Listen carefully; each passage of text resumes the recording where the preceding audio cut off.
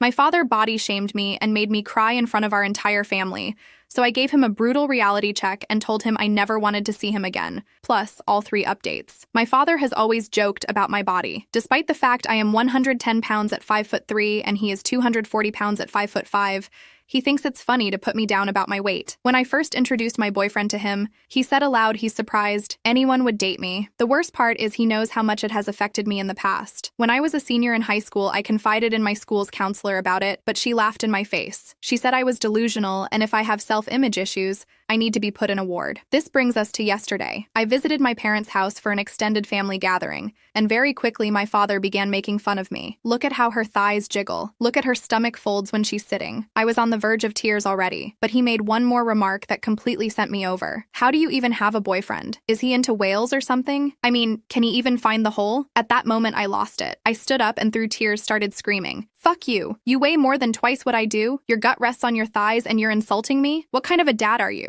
I hate you. He looked around stunned with his mouth agape, then finally responded with, excuse me, I am your father. You will respect me. If not for me, you wouldn't be alive right now. I was crying by this point and asked him what he gets out of humiliating his own daughter in front of people. Instead of taking any form of accountability, he just brushed me off. He told me he was only joking and I need to stop being so serious, that I can't help my body turned out the way it did. He then once again told me to stop being dramatic and accept that it's a joke. I ended up leaving the house right away. I drove home with tears streaming down my face. By the time I got back to the apartment, my boyfriend could tell right away that something was wrong. He asked me what happened, and I just broke down. I told him everything. How my father had humiliated me in front of the whole family, how he kept making fun of my weight, and how he said that disgusting thing about him being into whales. My boyfriend's face turned red with anger as I kept talking, and I could see his fists clenching. I've never seen him so furious. He hugged me tightly and told me over and over again that I didn't deserve any of that my dad was completely out of line, and that I was perfect just the way I was. It felt good to be held, but the pain of what happened still stung. He pulled back and looked me in the eyes. I can't believe he'd say that to you. How could he be so cruel? You're beautiful, and you deserve so much better than this. I could tell he was barely keeping it together. I want to talk to him. He can't keep treating you like this. I shook my head, wiping away my tears. No, please don't. It'll only make things worse. He won't listen to you, and I don't want to create more drama. I just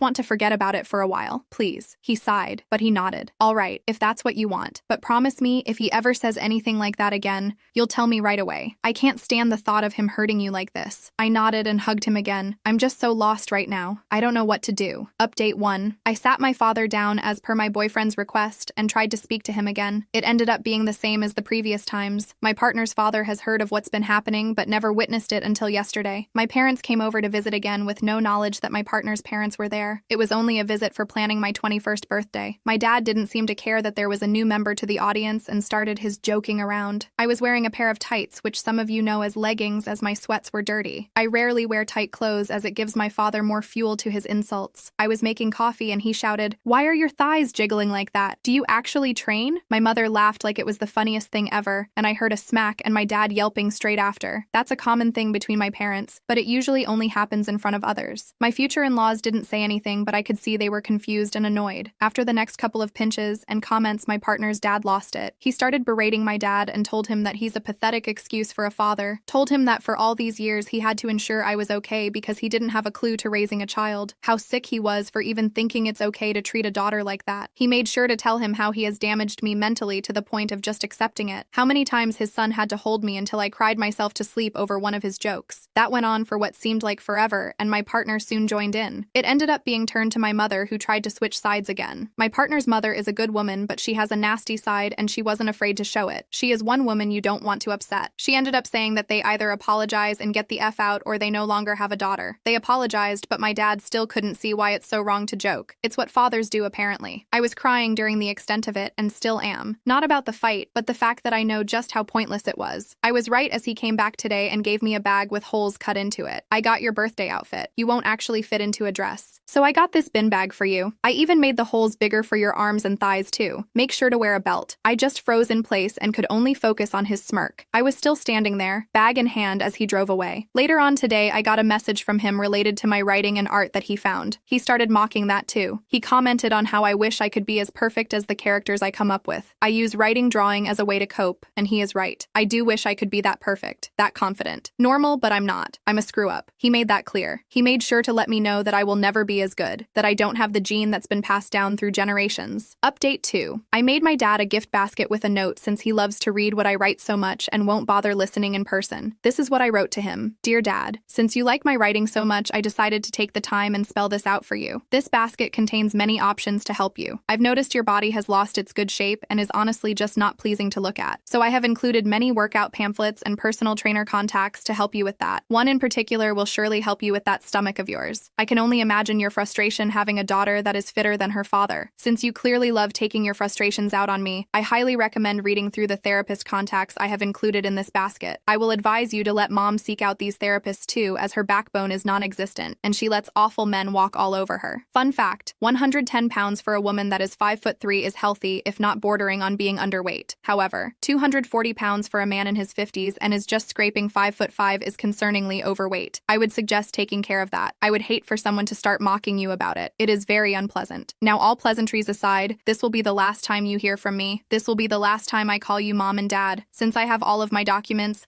I no longer need to converse with you. Your names have been taken off the guest list for my 21st that you so graciously refused to help pay for. If you do show up, I will have police escort you off the premises. If you show up at my new house or merely follow me to the store, it will result in the police being called. If you continue this behavior, I will file a restraining order against both of you. If you would like a reason for this, you will have to find it yourself. It is quite obvious, but since you are so focused on damaging me into submission, I fear you will never understand. That is not my problem. Yes, you did bring me into this world, but you are not my parents. I have a family, and you will never be a part of it. Please do take my advice and seek help. This is not a joke, Dad. Yours truly. I know that the note was rushed and short, but it was all I was capable of writing. My aunt's phone has been blowing up, but she has ignored and blocked their numbers. She has even made sure to let the rest of our family know what has happened and why. As far as I know, they have been getting berated and disowned. I can't help but feel a little bit of pride. Update 3. After sending the letter, I felt a mix of relief and anxiety. Part of me was proud for finally standing up to them, but another part was scared of what they might do next. A few days went by with silence from their end, and I thought maybe they'd finally gotten the message. Well, the day of my 21st birthday party came around,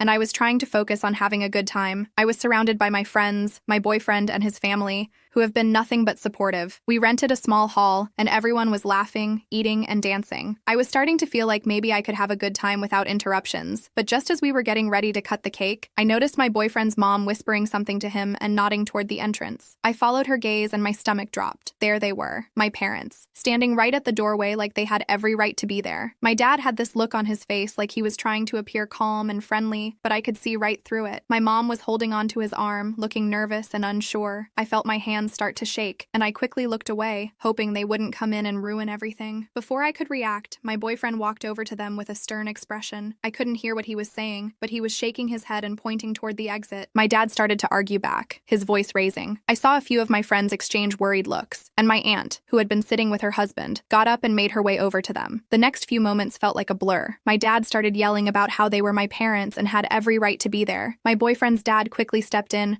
trying to defuse the situation, but my dad just kept getting louder, insisting that they had come to apologize and that I was being ungrateful. By this point, everyone at the party was watching, and I felt like I was going to be sick. I saw my boyfriend's mom pull out her phone, and within minutes, 2 security guards walked into the hall. They must have been nearby because they arrived so fast. One of them approached my dad, trying to calm him down and explain that he was causing a disturbance and had to leave. My dad, of course, wouldn't have any of it and started ranting about how they had no right to remove him from his own daughter's birthday party. The security remained calm and repeated that if he didn't leave voluntarily, they would have to escort him out. My mom, who had been quiet the whole time, suddenly started crying, begging them to let them stay, saying they just wanted to talk to me and make things right. But it was too late for that. The damage had been done. The security gave them one last warning, and when my dad still refused to leave, they took him by the arm and led him out of the hall. I could feel everyone's eyes on me, and I just wanted to disappear. I could see the pity in some of their faces, and that made it even worse. My boyfriend came back over to me, wrapping his arms around me and whispering that it was going to be okay, that I didn't have to worry about them anymore. But the night was already ruined. I tried to smile and enjoy the rest of the party,